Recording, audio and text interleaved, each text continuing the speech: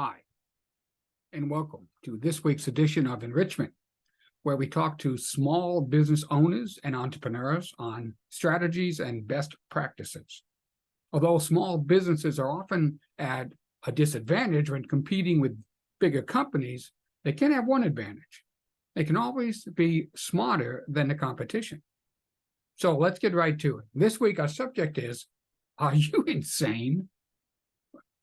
James Clear, author of the #1 New York Times bestseller, Atomic Habits, also publishes a short weekly newsletter in which he provides 3 brief ideas, a couple of quotes, and 1 question, all aimed at business people.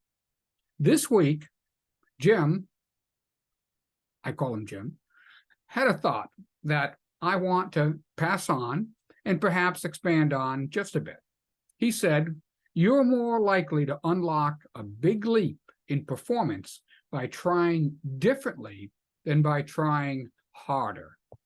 You might be able to work 10% harder, but a different approach might work 10 times better.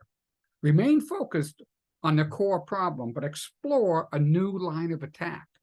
Persistence is not just about effort, but also strategy. Don't merely try harder, try differently." Too often, we fall into the trap of thinking that I'm not doing enough. If only I did more, or I worked harder, this would work, or that would happen. Albert Einstein is credited with saying, insanity is doing the same thing over and over and expecting different results. Those type of actions fall into the arena known as determinism, which was actually advocated passionately by philosopher Bernard Spinoza, someone who Einstein thought very highly of. Basically, determinism is defined as the doctrine that all events, including human action, are ultimately determined by causes external to the will. However, before we fully embrace Einstein's definition of insanity and Spinoza's philosophy of determinism, let's see, we need to be sure that we've identified all the variables in what we're trying to do repeatedly. Frank Wilczek, Nobel Prize-winning physicist, writing in Quanta magazine, warns against jumping to the insanity conclusion too quickly. He gives the example of tossing dice. As he explains, no one ever throws the dice in precisely the same way.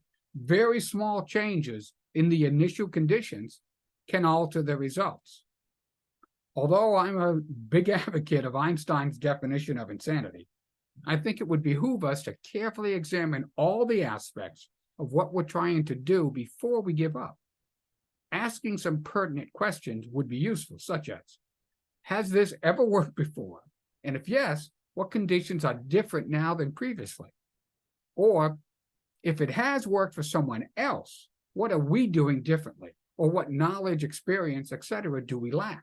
And finally, why are we locked into this approach?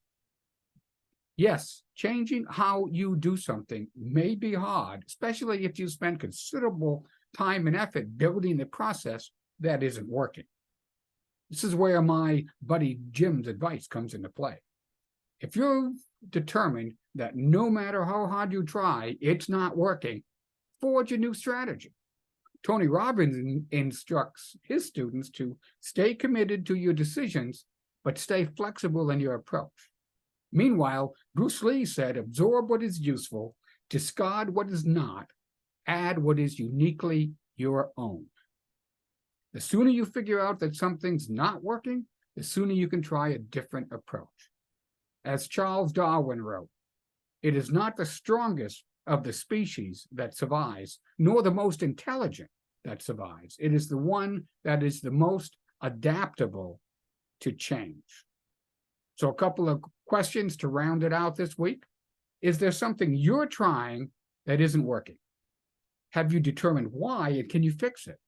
And finally, if it doesn't work and can't be fixed, have you tried a different approach? Well, I hope you found this week's enrichment helpful.